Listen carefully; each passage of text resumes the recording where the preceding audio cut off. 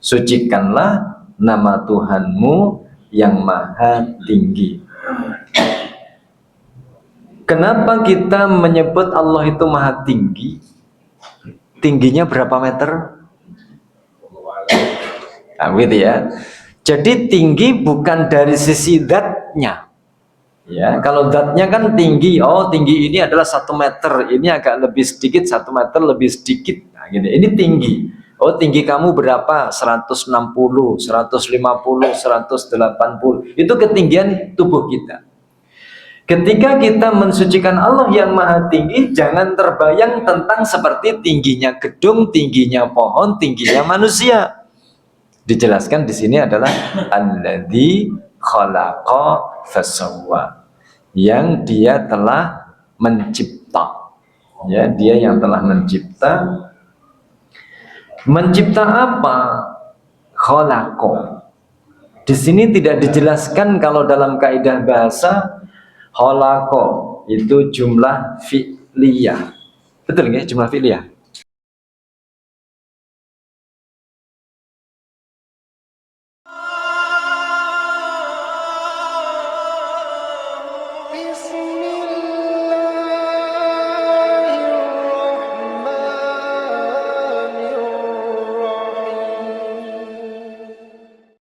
Assalamualaikum warahmatullahi wabarakatuh.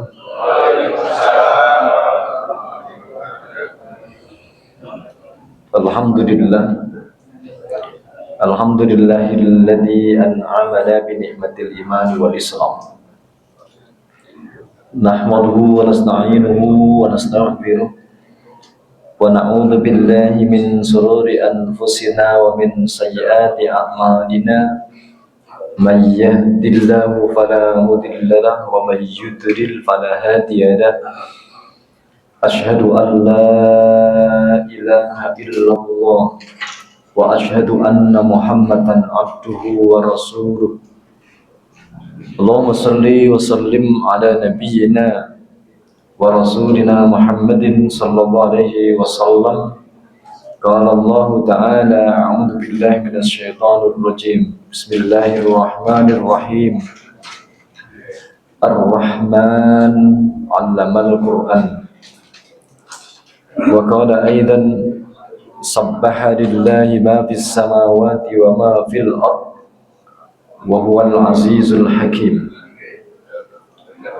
Ya ayyuhalladzina amanu lima taquluna ma la taf'alun. Wa qala Rasulullah Muhammad sallallahu alaihi wasallam, man salaka tariqan yaltamisu fihi ilman sahhalallahu lahu bihi tariqan ilal jannah. Amma ba'd. Jamaah Masjid Al-Ilham yang senantiasa dirahmati oleh Allah Subhanahu wa taala, alhamdulillah, bahwa senantiasa kita bersyukur pada Allah atas segala nikmat, rahmat dan nikmatnya. Detik ini Allah berikan kita nikmat yang begitu luar biasa, nikmat iman, nikmat Islam. Termasuk kita bisa membuktikan, mewujudkan iman dan Islam itu kalau kita diberi nikmat, yaitu umur panjang dan kesehatan. Sehat semuanya Bapak Ibu? Dengan sehat kita bisa hadir memakmurkan masjid. Dengan sehat kita bisa berbuat kebaikan kepada siapa saja. Dengan sehat kita bisa membaca Al-Quran. Dengan sehat kita bisa menolong orang. Dengan sehat kita bisa membantu orang. Dengan sehat kita bisa menjalankan perintah Allah, menjauhi larangannya. Oleh karena itu kesehatan inilah yang senantiasa harus kita mohonkan kepada Allah Subhanahu wa taala. Wa'afini, wa'afini, ya Allah sehatkanlah aku. Atau dalam doa, Allahumma inna nas'aluka salamatan fid din wa'afiatan fil jasad. Karena yang berikan kesehatan itu adalah Allah Subhanahu wa taala. Ada teman yang barusan sakit, sakitnya ginjal, nah gitu ya, tapi masih permulaan. Alhamdulillah sehat semuanya ini ya. Nah, jadi teman yang sakit ginjal, saya tanya, gimana sudah pulang dari rumah sakit? Alhamdulillah sudah.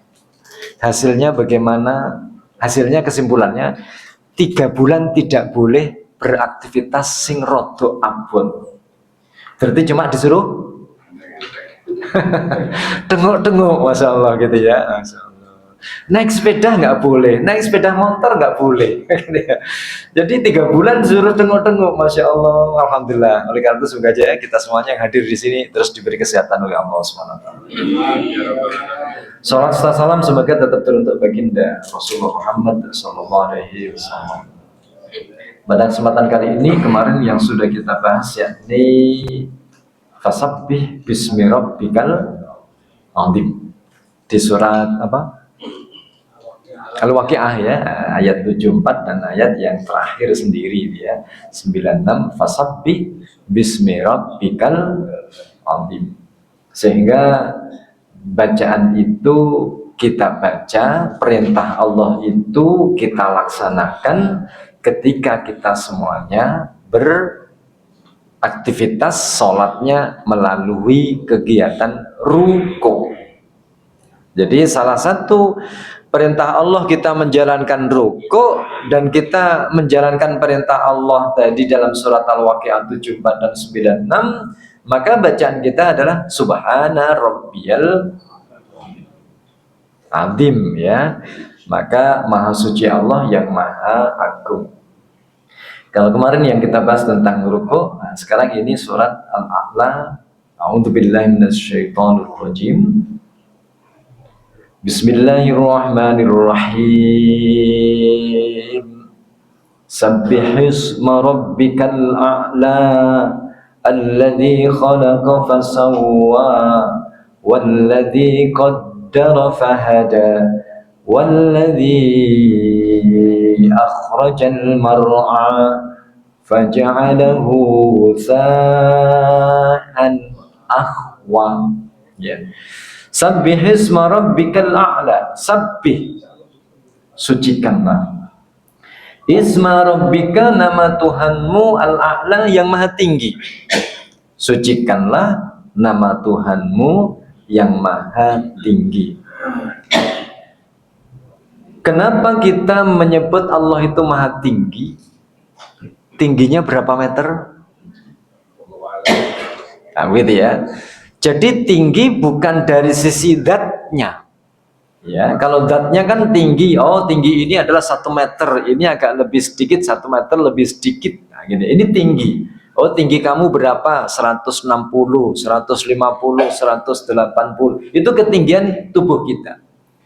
Ketika kita mensucikan Allah yang maha tinggi, jangan terbayang tentang seperti tingginya gedung, tingginya pohon, tingginya manusia. Dijelaskan di sini adalah alladzi khalaqa fasawwa, yang dia telah mencipta. Ya, dia yang telah mencipta. Mencipta apa? Khalaqa. Di sini tidak dijelaskan kalau dalam kaidah bahasa khalaqa itu jumlah fi'liyah. Betul nggak jumlah fi'liyah? Ini bahasa Arabnya sudah sampai di mana? Oh belum. Ini khalaqa jumlah fi'liyah. Nah, fi'il madhi, fa'ilnya berupa dhamir huwa. Mana maf'ulnya? Tidak disebutkan. Tidak ada di sini. Ya, jadi tidak ada, tidak disebutkan. Khalaqa, dia telah mencipta. Mencipta apa? Fasawwa, maka dia pula yang telah menyempurnakan. Sawwa, fi'il madhi, ya, sawwa artinya adalah menyempurnakan. Sawwa mudhari'nya yusawwi, fi'il amrnya menjadi sawwi. Kalau yang diperintah banyak maka menjadi sawu. Sehingga sering diantara kita semuanya membaca kata-kata sawu. Apa? Sufufakum. Tapi sering saya dengarkan itu imam-imam itu bukan sawu tapi sawu.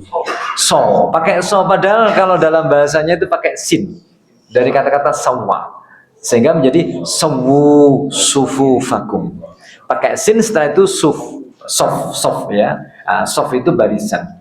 Sawu berarti sempurnakan, ratakan, luruskan sof kalian. Sehingga di sini tidak dijelaskan maf'ulnya, tidak dijelaskan objeknya. Loh, Allah itu menciptakan apa?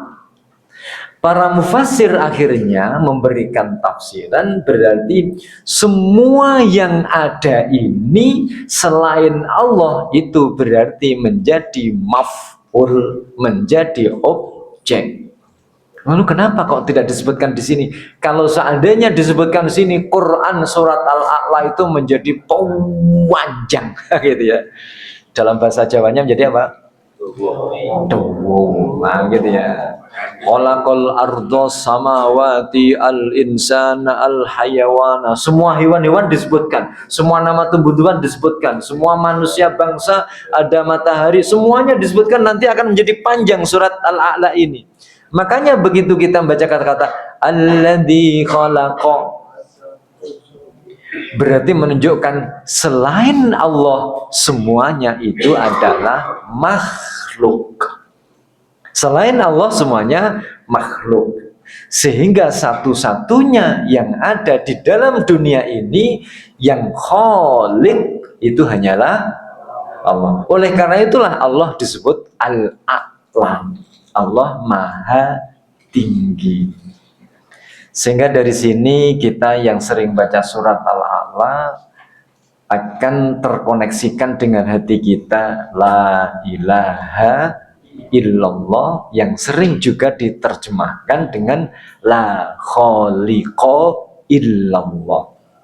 Ketika kita mengakui bahwa tidak ada Tuhan kecuali Allah, berarti di dalam hati kita juga begitu. Tidak ada di dunia ini yang bisa mencipta kecuali hanya Allah Subhanahu wa ta'ala. Itu kan ada rumah. Siapa yang membuat? Nah, gitu ya. Yang membuat tukang. Nah, gitu ya, tukang. Loh, dari mana batunya? Dari alam. Alam dari mana? Beli. Siapa yang menciptakan batu? Allah lagi. Ada besi. Besi dari mana? Ya dari Allah. Semuanya ternyata yang ada itu dari Allah. Makanya ada seorang ulama yang mengatakan bahwa faman ra'a al-kauna walam yashhaddu, barang siapa yang dia itu melihat alam, tumbuh-tumbuhan ya, atau matahari, ada pantai, atau ada tempe, tahu. Ini tadi sudah sarapan semuanya? Ya. Yang sudah sarapan tadi ingat Allah enggak? Ingat surat Al-A'la enggak? Oh enggak. Jadi ketika kita melihat alam, ingat Allah Subhanahu wa ta'ala yang Maha Tinggi. Semua yang ada di alam ini hanyalah Allah Subhanahu yang menciptakan adalah Allah Subhanahu wa ta'ala. Dia yang Maha Tinggi. Oleh karena itu kita sebagai orang yang membaca surat Al-A'la ini berarti kita orang yang tidak akan meninggikan orang, kecuali yang kita tinggikan hanyalah kita tidak akan terperdaya oleh dunia, oleh wanita, oleh jabatan, oleh harta, oleh kok wanita saja, laki-laki juga ya. Gitu ya. Jadi kita tidak terperdaya oleh alam, karena alam ini hanyalah kullu man 'alaiha fan wa yabqa wajhu rabbika dzul jalali wal semua nanti yang ada di alam ini semuanya sirna. Kenapa kita agungkan? Kenapa kita kultuskan? Kenapa kita sembah? Inilah makna daripada Sabbihisma rabbikal a'la, Allah yang Maha Tinggi itu karena Allah adalah yang khalaqo, mencipta semua apa yang ada. Makanya begitu kita melihat matahari, ingat Allah. Melihat nasi pecel, ingat Allah. Melihat gado-gado, ingat Allah. Melihat gunung, ingat Allah. Melihat pantai, ingat Allah. Melihat apa saja, kita senantiasa akan berzikir. Sehingga tidak ada sedetik pun dalam diri kita sebenarnya yang bisa melupakan kepada Allah Subhanahu wa ta'ala, gak akan bisa. Begitu kita mau naik mobil, kita mau naik sepeda motor, pasti ingat Allah. kalau kita yang menerapkan surat Al-A'la ini. Maka Allah sampaikan tadi, kenapa Allah itu maha tinggi? Berarti tidak ada yang bisa kita nampak pada diri kita, dalam hati kita ini, kecuali hanya Allah, Allah, Allah, Allah, Allah, Allah, Allah. Gitu ya. Nah, ini ya. Alladzi khalaqakum. Duh, kalau begitu kita nantikan menjadi orang yang kerdil. Kita nantikan menjadi terhadap dunia menjadi orang yang hanya merasakan saja. Ternyata tidak. Orang yang paling sempurna melaksanakan, menjalankan perintah Allah, khususnya surah Al-A'la ini adalah Rasulullah. Selanjutnya para sahabat. Ternyata Rasulullah menjadi pemimpin, menjadi presiden, menjadi raja. Ternyata umat Islam pada waktu itu menguasai perekonomian. Ternyata umat Islam menguasai politik, menguasai sosialnya, Masya Allah, karena mempraktekkan Al-Quran. Kadang-kadang ada di antara kita semuanya yang mempraktekkan Al-Quran tetapi tidak sesukses Nabi Muhammad dan para sahabat. Kenapa kamu nggak kerja? Namanya rizki itu sudah ditetapkan oleh Allah. Kenapa harus berusaha mati-matinya? Itu namanya pemalas atau menerapkan ayat Al-Quran. Hah? Ada orang begitu ya? Ada. Setelah kita berusaha, terus kemudian mentok sudah ya, usaha kita maksimal, ilmu kita maksimal, dana kita maksimal, modal kita maksimal, baru berikutnya lagi, rizki ada di tangan Allah. Nah, begitu mantapnya. Jangan pagi-pagi tiba-tiba, ayo dan berangkat kalau ya, nanti kerja. Rizki wis diatur kan Gusti Allah, lah mau bingung. Itu namanya begitu ya.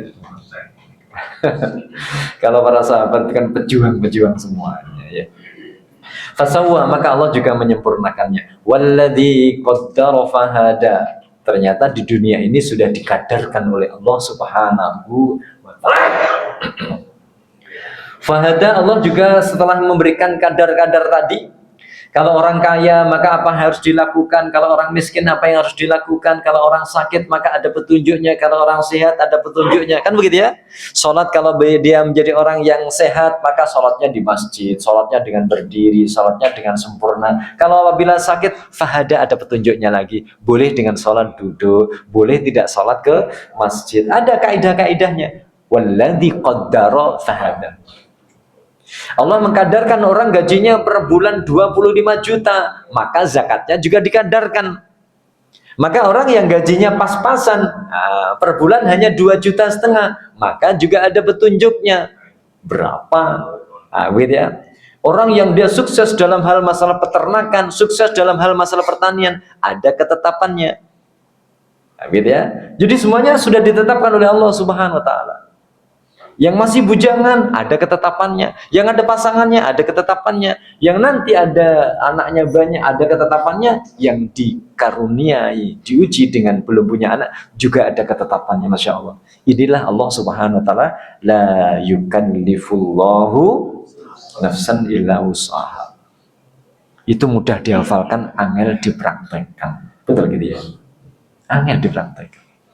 Kadang-kadang ya muring-muring, gitu ya. Kadang-kadang muring. Oh, sudah ditetapkan oleh Allah Subhanahu wa taala. Tinggal kita untuk menjalankannya bagaimana.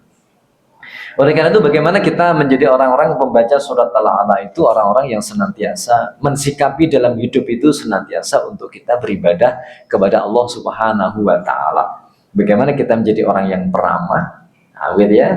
Bagaimana kita tidak atau meninggalkan pemarah.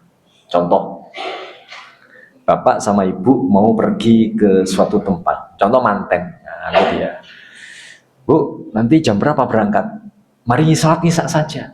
Gitu ya. Habis sholat Isya, kedua-duanya sholat jamaah di masjid, pulang. Begitu pulang, bapaknya biasanya yang siap duluan itu bapaknya atau ibunya? Bapaknya ya, bukan ibunya. Ya.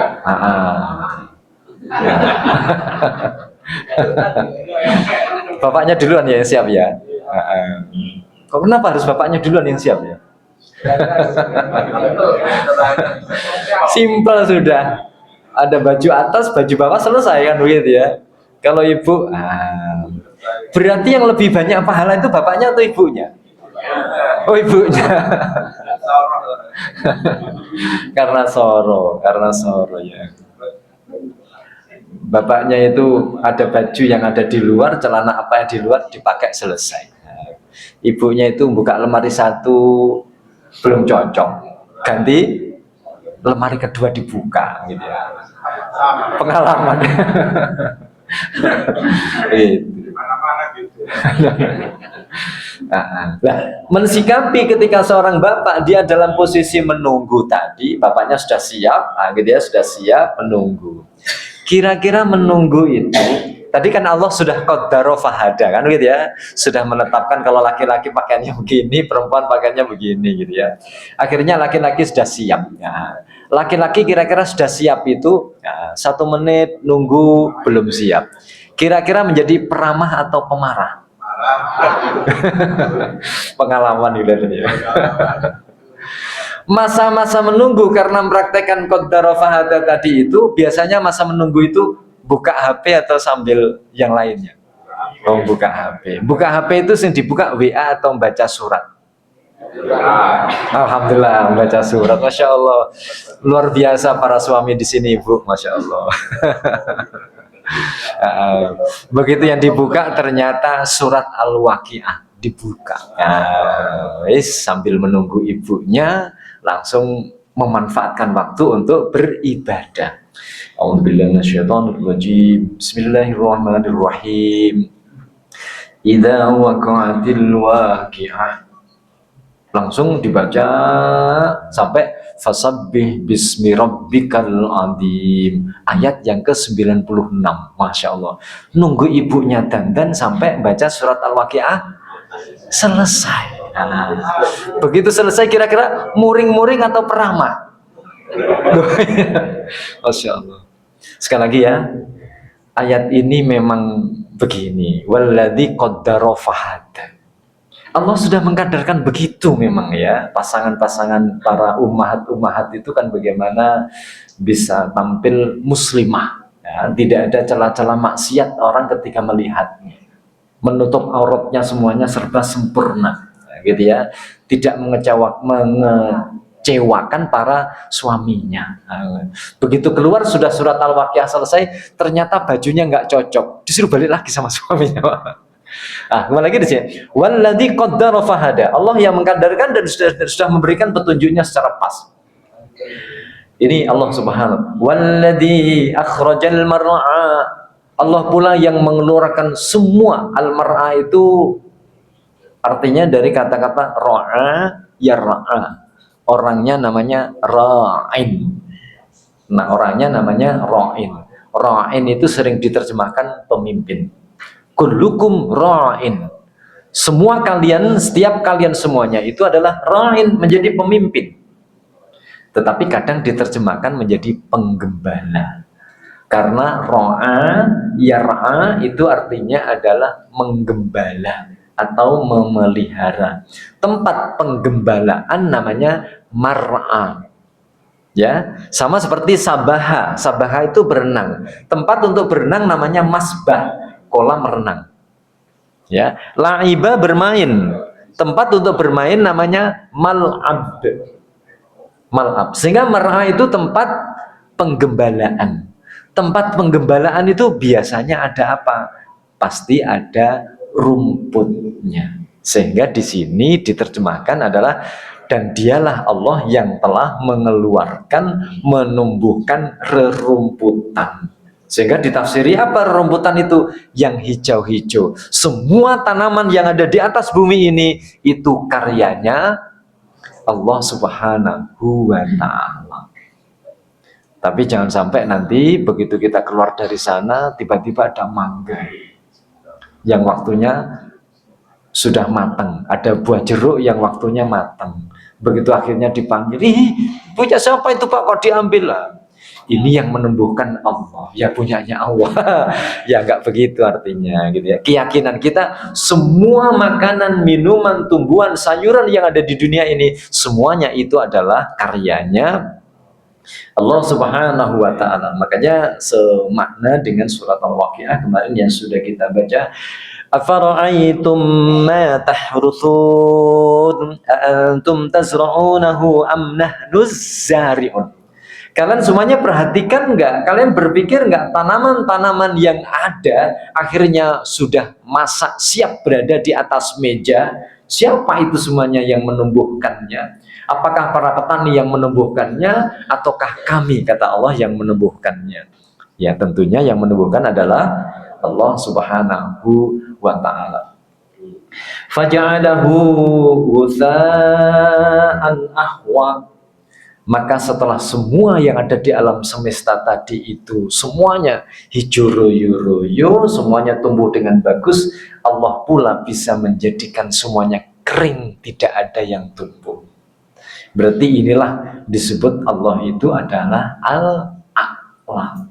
Tidak ada satupun makhluk yang di dunia ini yang kita lihat, yang kita rasakan, termasuk diri kita, semuanya itu karena ciptaan Allah yang maha tinggi. Setelah Allah menciptakan, memberikan fasilitas keperluannya apa, setelah itu juga Allah menentukan kadar-kadarnya masing-masing, gitu ya. Kadarnya sama-sama apa daunnya. Nah, gitu ya. Nah, sama-sama punya buahnya, sama-sama, tetapi rasa-rasanya yang berbeda-beda. Ini semuanya adalah karyanya Allah Subhanahu wa ta'ala. Itulah yang layak Allah dipanggil Al-A'lam. Ketika ada perintah Allah, sabbihisma rabbikal a'la. Ini kan perintah Allah ya. Al-amru yadullu 'alal wajib. Perintah Allah itu biasanya menggunakan fi'il amr. Sedangkan amr yadullu ala wajib. Amr itu menunjukkan kewajiban. Berarti ketika Allah memerintah sabbihisma rabbikal a'la, sucikanlah nama Tuhanmu yang maha tinggi, itu adalah perintah Allah untuk siapa? Untuk siapa? Yang membaca Al-Quran. Kalau nggak baca Al-Quran, yo tidak merasa diperintah. Betul nggak? Ketika kita membawa resep dokter, nah gitu ya, yang bisa menjalankan perintah yang ada di resep itu siapa?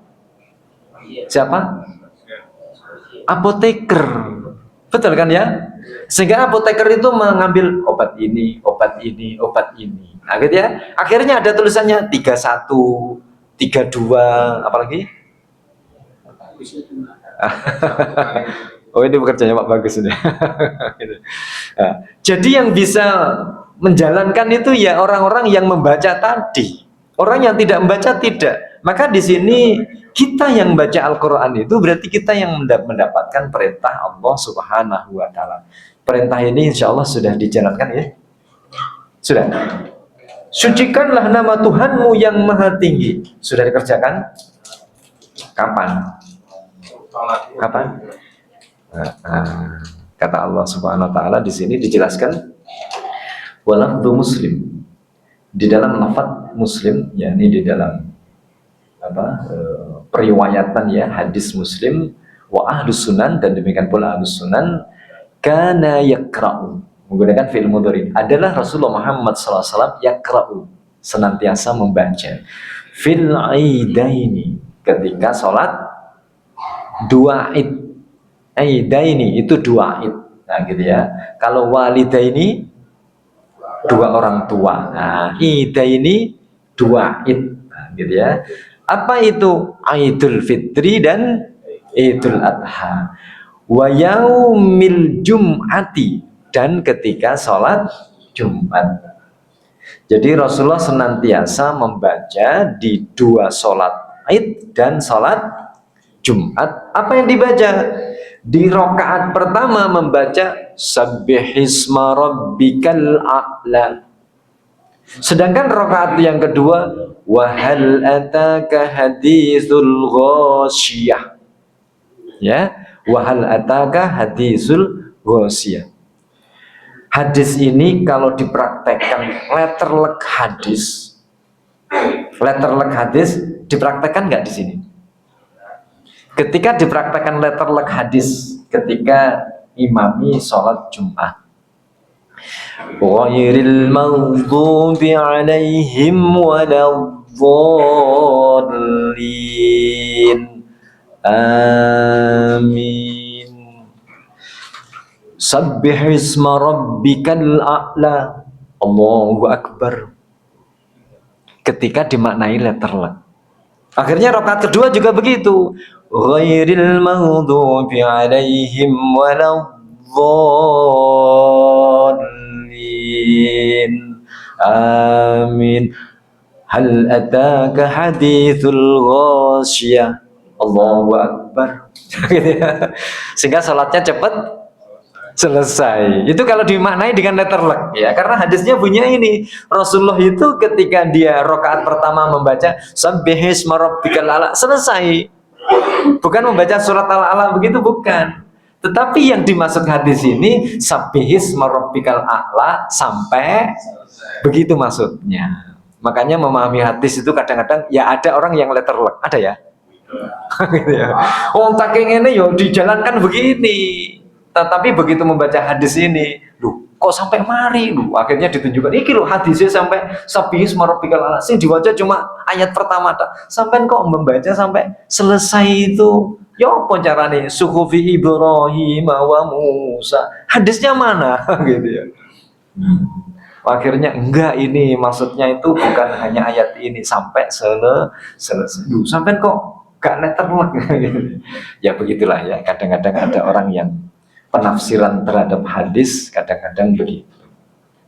Sehingga di sini ya betapa pentingnya ya sholat Id itu kan kita bisa melihat berapa jumlah umat Islam itu ketika sholat Idul Fitri. Tetapi berapa jumlah orang yang iman, lihatlah ketika sholat subuh. Sini penuh ya subuh ya. Alhamdulillah, berarti luar biasa. Ya. Loh, kenapa di sini Rasulullah Muhammad SAW itu menganjurkan di sholat Id itu untuk membaca surat Al-A'la? Karena penting makna yang ada di dalam surat Al-A'la itu.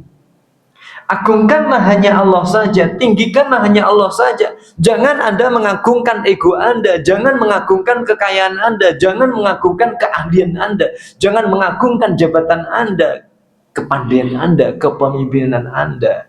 Jadikanlah dalam hidup Anda yang Anda agungkan, yang Anda tinggikan hanyalah Allah Subhanahu wa ta'ala. Masya Allah, sungguh Rasulullah punya planning yang luar biasa. Tapi sayangnya para jamaah begitu dibacakan surat ini gak ono sing ngerti, gak ada yang paham, gak ada yang paham kecuali yang ngaji, gitu ya. Kecuali yang ngaji, ya, gitu ya. Ternyata yang datang itu banyak yang gak tahu ngaji, ya, gitu ya. Bahkan sholatnya kadang-kadang cuma di waktu ya sholat Id saja sholat. Masya Allah, itu tugas kita semuanya, bagaimana tidak begitu ya. Bagaimana kita menjadi orang-orang yang senantiasa berdakwah. Memang kadang-kadang begitulah ya, Rasulullah Muhammad SAW yang kita tiru, yang kita tauladani bukan Nabi Yunus. Kalau Nabi Yunus itu begitu jamaahnya angel temen tuturane langsung ditinggal.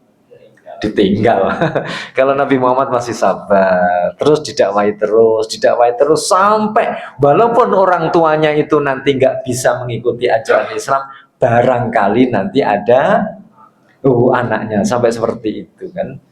Lanjutnya di sini, wa rubbama ijtama'a fi yaumin wahid faqara'ahuma. Ya, begitu ya. Maka ketika hari Idul Fitri itu juga di hari Jumat, Jumatnya juga melaksanakannya, faqara'ahuma. Rasulullah juga membaca kedua-duanya. Berarti karena saking pentingnya di sini ya. Maka di sini wa Aisyah ummul mukminin. Ada hadis yang lain menjelaskan bahwa dari Aisyah istri Rasulullah Muhammad SAW, anna Rasulullah Muhammad SAW kana yakra'u fil witri. Adalah Rasulullah Muhammad SAW ketika sholat witir. Ini semuanya Bapak Ibu penggemar sholat witir ya? Masya Allah. Setelah Isya atau sebelum subuh? Atau setelah subuh? Ada witir ya, setelah sholat subuh. Bagaimana Rasulullah Muhammad SAW menjalankannya? Bi sabbihisma rabbikal a'la. Artinya yang dibaca bukan hanya satu ayat ini saja ya, sampai komplit suhufi Ibrahim wa Musa, gitu ya. Berapa ayat itu Pak? 19 ayat itu dibaca. Di kapan itu? Ketika sholat witir rokaat yang pertama. Wa qul ya ayyuhal kafirun, rokaat kedua. Wa qul huwallahu ahad, rokaat sudah dipraktekkan? Kalau saya itu kadang-kadang rokaat pertama Al-Ikhlas, kedua Al-Falaq, ketiga wangil kadang mengikuti sunnah Rasulullah itu kadang begitu ya. Tapi insya Allah semoga aja kita berusaha untuk bisa menjalankan ya.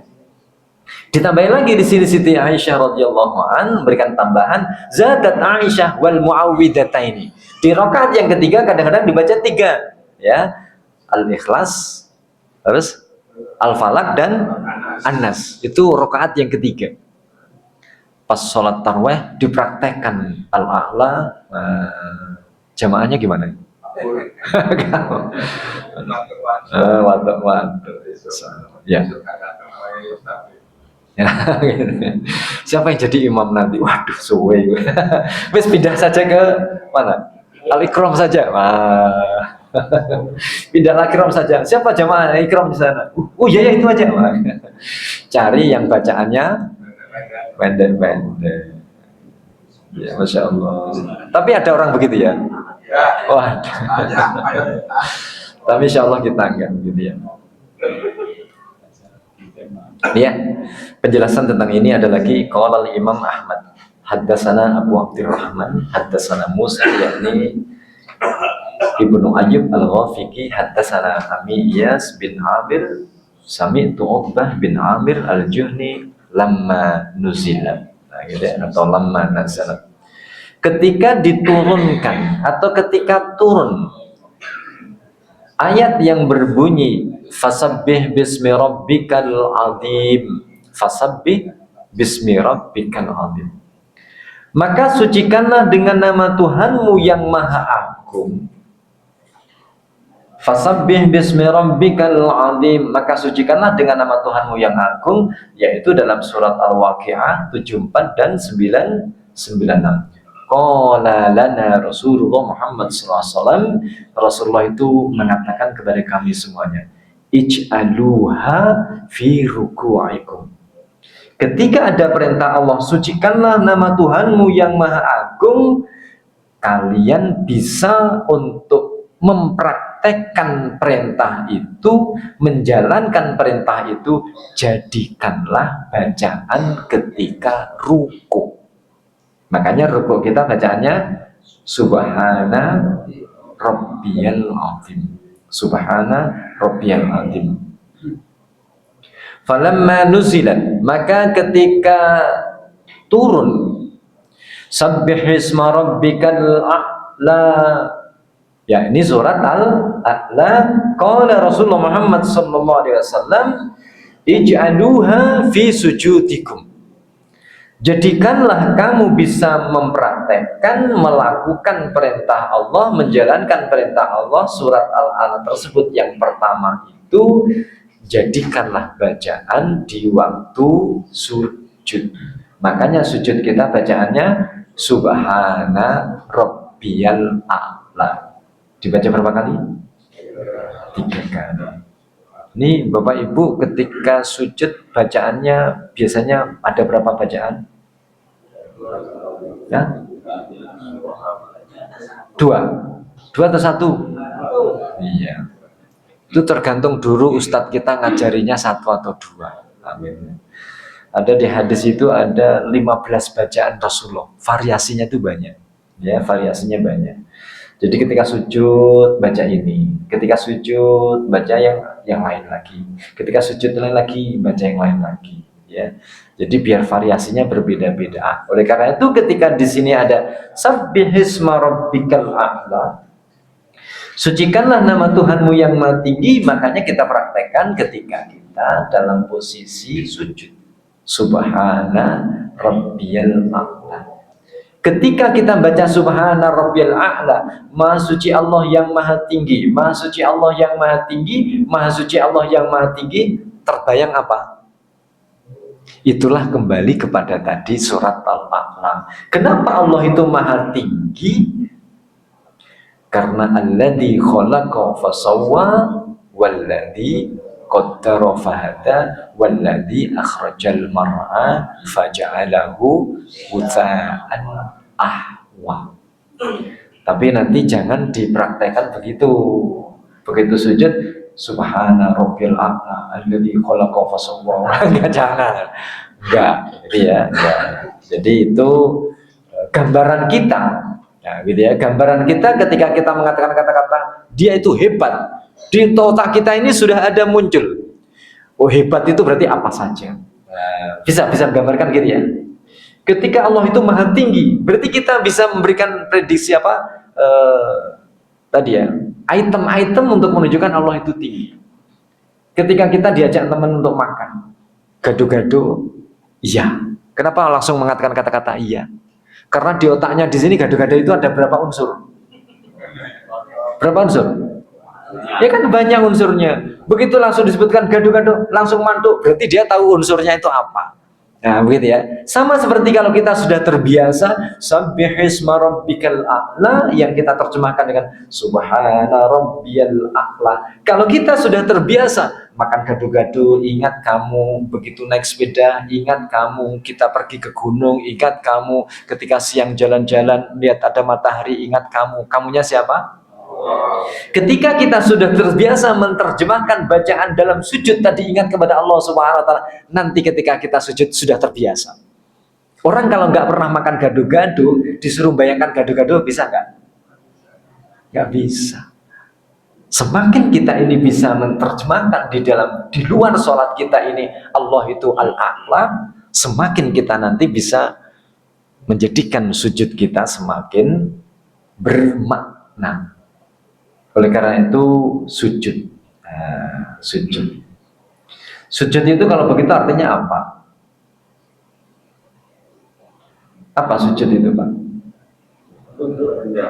Apa sujud itu? Oh, ya. Jadi sujud. Sujud itu biasanya matanya merem atau melek? Melek. Ini gambarnya melek atau merem? Oh, melek. Tapi kalau wedi kelilipan ya merem nggak apa-apa. Wedi kelilipan daripada nanti kelilipan. Karena memerah itu memang bukan menjadi rukun. Menjadi rukun atau syarat salat? Melek. Syarat. Oh, syaratnya harus melek syarat.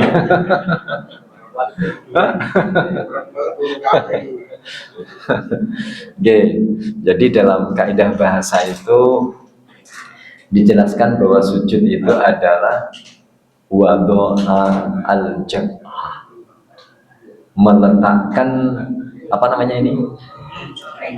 Batuk. Jadi meletakkan batuk ya? Nah, gitu ya. Alal ardi, di atas. Ardi itu artinya tanah. Duh, ini mana tanahnya? Karpet ini. Jangan dimaknai letterlek. Nah, gitu ya. Kalau dimaknai letterlek nanti wada'at jabhata 'alal ardi, meletakkan dahi berada di atas tanah, gitu ya. Maksudnya tanah itu walaupun tanah itu di atasnya ada pasir. Di atas pasir ada loh. Arti ini berarti pasir atau tanah? Pasir kalau di zaman Rasulullah Muhammad SAW, karena di sana jarang dijumpai tanah. Ya. Sehingga di atas pasir ini masih ada apa lagi? Keramik. Di atas keramik ada karpet dulu. Oh, sebelum karpet ada apa? Keramik. Plastik dulu. Ya, ada plastiknya dulu ya. Oh, nggak ada di sini ya.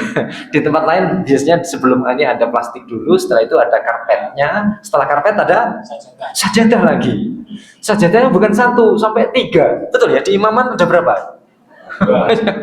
Masya Allah. Maaf, pengurus itu kadang-kadang bingung, termasuk ketua takmir. Ini sajadah paling bawah sendiri, kongone Pak Haji Ali. Sing atasnya lagi Pak Haji Sukran, atasnya lagi Pak Haji Syakir. Bingung gitu ya. Mau diambil satu, nanti orangnya satunya protes. Akhirnya sampai bertahun-tahun 3 sajadah nggak pernah diganti. Nah, kembali lagi di sini ya. Jadi meletakkan dahi kita berada di atas tempat sujud kita, begitu ya. Untuk apa kita meletakkan dahi kita? Ini yang paling penting. Because dita'zim, dengan tujuan kita ini mengagungkan kepada Allah Subhanahu wa Ta'ala. Ketika itu berarti kita ini merendahkan diri kita, menghinakan diri kita. Karena apa? Karena yang paling maha tinggi hanyalah seperti tadi, ya Allah, aku punya jasad karena Engkau yang mencipta. Aku bisa melihat karena Engkau yang memberi mata. Aku bisa mendengar, Engkau yang bisa memberikan kami bisa mendengar. Aku masih bisa hidup, Engkau yang memberikan ruh, nyawa. Aku bisa makan, Engkau yang memberikan segala-galanya. Sehingga hidup ini, ya Allah, tanpa Engkau kami gak bisa hidup. Kami bisa bekerja, Engkau yang bisa berikan pekerjaan. Kami bisa mencari uang banyak, Engkau yang memudahkannya, ya Allah. Sehingga muncullah haula wala quwata illa billah. Ya Allah, kami bisa beribadah, Engkau yang berikan kekuatan. Kami bisa meninggalkan kemaksiatan, Engkau yang berikan kekuatan. Kami bisa bekerja, Engkau yang berikan kekuatan, keahlian, keilmuan. Masya Allah, ya Allah. Because ditazim. Betul-betul orang yang sujud itu tidak akan menyombongkan dirinya, ya, tidak akan menyombongkan dirinya. Nihayatat tazallul. Nihayah itu ujung. Ujung itu artinya selesai. Selesai itu artinya puncak. Nihayatat tazallul, puncak daripada kehinaan manusia di hadapan Allah ketika sujud. Dan ketika sujud itulah yang kita baca, Subhana Rabbiyal A'la. Ya, Subhana Rabbiyal A'la. Makanya di sini sujud, manusia sujud sehari itu berapa kali kepada Allah? Berapa kali? 17 ya. Minimalnya 17 ya sujudnya. Nah, minimalnya 17. Jadi kalau minimalnya 17 itu Masya Allah. Ya Allah, betul-betul kami ini hina. Ya Allah, betul-betul kami ini tunduk kepada Engkau. Wal khudu, dan kami puncak ketundukan hanya kepada Engkau. Kamu harus begini, siap. Ini nggak boleh dilaksanakan, siap.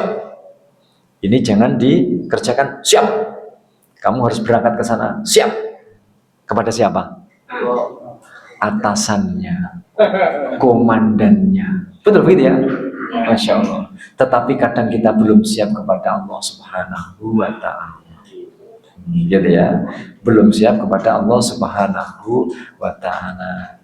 Ini haram ya, jangan dilakukan. Haramnya nanti. Dipikir dulu gitu ya. Oleh karena itu, kembali lagi Allah sampaikan pada kita semuanya, ya ayyuhalladzina amanu lima taquluna ma la taf'alun. Surat apa nih? Surat As-Saff, ayat yang kedua gitu ya. Jadi Allah sampaikan, itu sudah surat apa bacanya? Surat As-Saff. Wa Ali Imran. Berarti sekaligus ada terjemahannya gitu. Jadi gitu ya. Jadi Allah Subhanahu wa Ta'ala memberikan peringatan kepada kita semuanya. Masya Allah, kalau sholatnya khusyuknya luar biasa. Ketika sujud sampai lama, tunduknya kepada Allah Subhanahu wa Ta'ala. Begitu keluar dari masjid, lupa Allah. Begitu di kantor, korupsi. Begitu di rumah, muring-muring, gitu ya. Tapi di sini nggak ada ya, di sini nggak ada. Begitu di pasar, wailul lil mutaffifin dipraktekkan, gitu ya. Masya Allah. Itu siapa? Kita ternyata. Dalam sujud seakan-akan Masya Allah, Subhana Rabbiyal A'la, Subhana Rabbiyal A'la, Subhana Rabbiyal A'la. Namun dalam prakteknya belum bisa. Oleh karena itu kembali lagi di sini bagaimana kita semuanya bacaan-bacaan yang ada itu ya bukan hanya kita mempraktekkan hadis Rasulullah saja, tetapi 17 waktu kita sujud itu berdampak kepada perilaku. Perilaku kita akhirnya juga berdampak pada bacaan kita. Terus begitu nantinya. Nah, ya, nantinya begitu. Oleh karena itu jemaah yang dirahmati oleh Allah Subhanahu wa taala, ada beberapa hadis di sini. Idza sajada ahadukum, apabila seseorang lagi sujud, fala yabruk kama yabrukul ba'ir, maka jangan kamu sujudnya itu seperti menderumnya unta. Wal yadhu yadaihi qabla rukbatayhi, maka hendaklah meletakkan kedua tangannya, yadaihi ini kedua tangannya sebelum rukbatayhi. Sebelum apa rukbatayhi? Nah, dengkulnya, lututnya. Berarti Rasulullah memberikan tips sujudnya adalah tangan dulu baru lututnya. Jadi kan lutut dulu atau tangan dulu? Lutut dulu, bukan tangan dulu. Loh, selama ini dengkul dulu atau tangan dulu?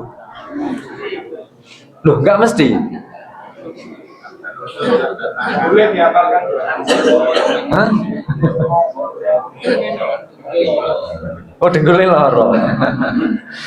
Jadi ketika sujud dari berdiri, nah, bukan sujud ketika duduk ya, dari duduk bukan, tapi sujud dari berdiri, kata Rasulullah memberikan tips di sini, letakkanlah kedua tangan dulu, baru lututnya. Sudah dipraktekkan? Alhamdulillah. Ya. Dalam hadis yang lain dijelaskan, ra'aitun Nabi Muhammad SAW idza sajada, ketika Rasulullah sujud, wada'a rukbataihi, meletakkan dua lututnya, qabla yadaihi, sebelum tangannya. Kalau hadis ini berarti apanya dulu?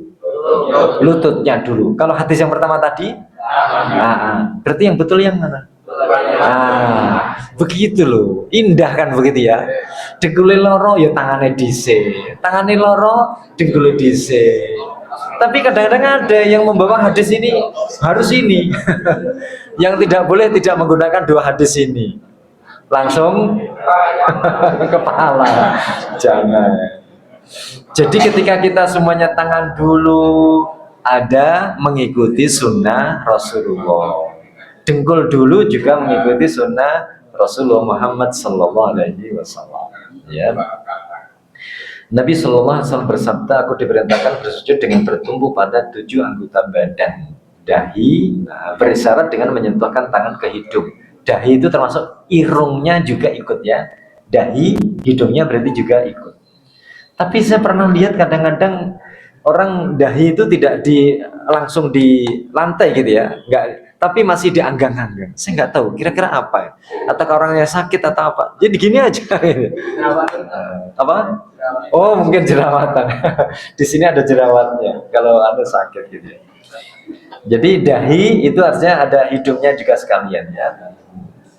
Loh, lalu kalau begitu, iya kalau yang dahinya seperti orang Arab, seperti orang Jerman bisa nempel. Kalau dahi kita apakah bisa nempel? Bisa nggak nempel? Oh bisa. Walaupun hidup kita pendek-pendek bisa ya. Allah itu qaddaro fahada. Sudah menentukan kadar-kadarnya dan juga kalau orang yang mereka dahinya panjang hidungnya panjang-panjang, biasanya badannya kadang-kadang juga dipanjangkan oleh Allah. Sudah 2 telapak tangan, 2 lutut, dan ujung-ujung 2 kaki. Jadi ujung-ujung 2 kaki.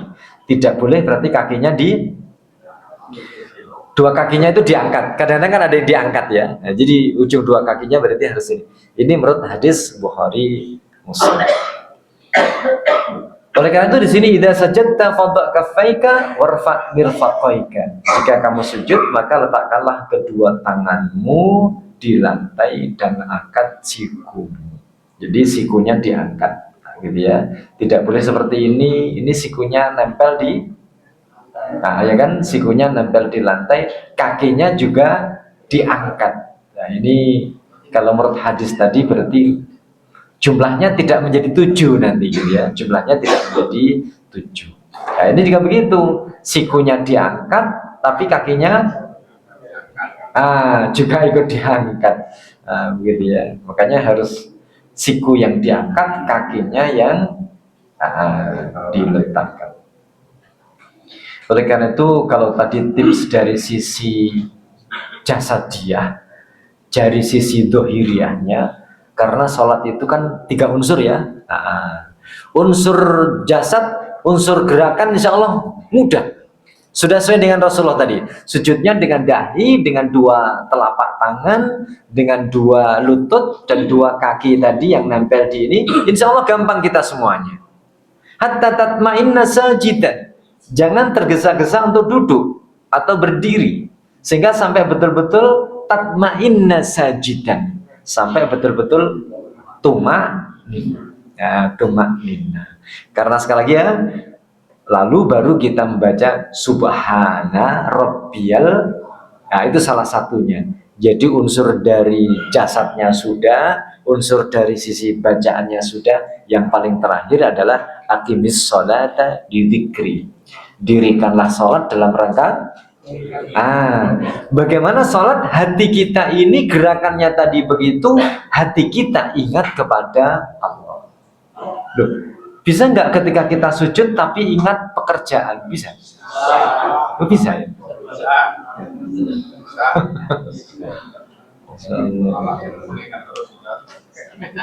Itu ya. Jadi perlunya kita memahami dari sisi konsep makna ya. Maka di sini faqat ruwiya Muslim wa ghairuhu anna Sauban maula Rasulullah Muhammad SAW sa'alahu an ahabbil a'mal ilallahi. Jadi amal-amal yang bisa menyebabkan orang itu masuk surga. Apa itu? Faqala lahu alaika bikathratis sujud. Perbanyaklah sujud. Gitu ya. Perbanyaklah sujud. Kenapa? Fa innaka la tasjud lillahi sajdatan.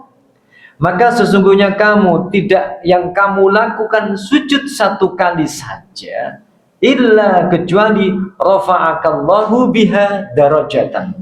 Allah mengangkat derajat kamu 1. Wa khutta'anka khoti'atan, dan dihapus kesalahan kamu. Itu 1 sujudan. Tapi sujud hatinya atau gerakannya tadi. Nah begitu ya. Sehingga orang yang sujud nanti akan berdampak kepada perilaku di luar sujud.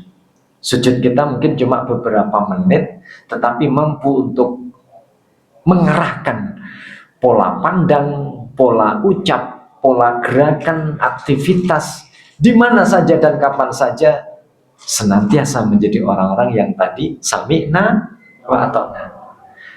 Ini haram, aku tinggalkan. Siap meninggalkan yang haram. Ini perintah, aku kerjakan. Siap melaksanakan. Yaitu Allah Subhanahu wa ta'ala.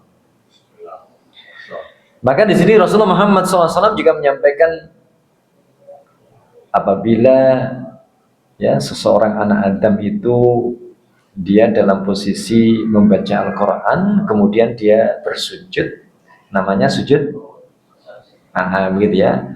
I'tazala syaitan yabki yaqulu ya wailah.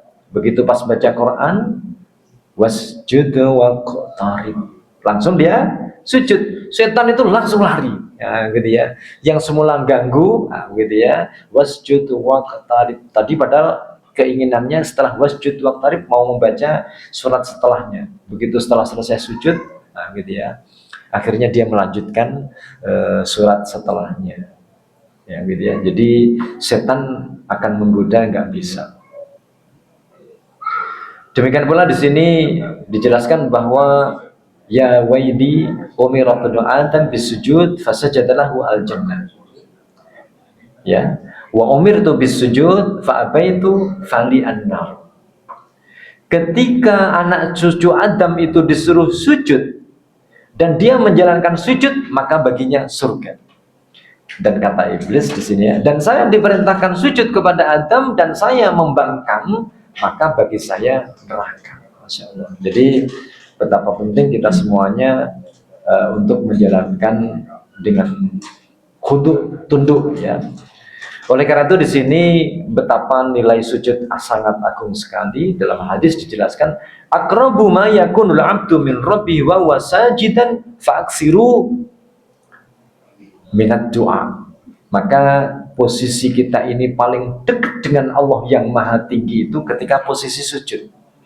Jadi ketika kita posisi dekat dengan Allah, bukan ketika kita berada di dalam sebuah menara yang tertinggi, bukan punya jabatan yang tinggi, bukan punya harta yang banyak. Justru ketika kita semuanya meninggalkan jabatan, meninggalkan harta, meninggalkan kedudukan, posisi ketika kita semuanya sujud, posisi paling rendah, kita tidak punya apa-apa. Justru itu posisi paling dekat dengan Allah Subhanahu wa ta'ala. Maka kata Rasulullah, perbanyaklah doa. Wallahu alam bisawab. Semoga aja sujud-sujud yang kita lakukan bukan hanya sekedar menjalankan sunnah Rasulullah saja, tetapi berdampak kepada perilaku kita di luar sujud, senantiasa menjadi orang yang sami'na wa ata'na. Ketika kita menjadi orang yang sami'na wa ata'na, Allah akan turunkan derajat dalam kehidupan kita sehingga menjadi orang yang mulia, bahagia, sukses fit dunia wal. Semoga Allah berikan pada kita semuanya umur panjang yang barokah, rezeki yang barokah, keluarga yang barokah, anak-anak yang solih dan solihah. Allah jadikan semua apa yang kita lakukan senantiasa diridhoi oleh Allah Subhanahu wa ta'ala. Allah mengampuni semua dosa-dosa kita semuanya. Allah manfa'na bima 'allamtana wa 'allimna ma yanfa'una wa zidna ilma. Kurang lebihnya mohon maaf. Subhanakallahumma wa bihamdik. Yang ayat 8 ini al-a'la ini, dan kami akan memudahkan bagimu ke jalan kemudahan. Ini maksudnya apa, Ustaz? Kemudahan hidup di dunia atau bagaimana? Surat Al-a'la yang tadi nyambung tadi ayat sekarang bulan berikutnya nih, bulan berikutnya. Tadi tapi dari tafsir lanjutan nanti ulangkan. Jadi surat Al-a'la sudah Sesuai sama tadi siapa kok tadi? Gimana? Oh sudah dulu.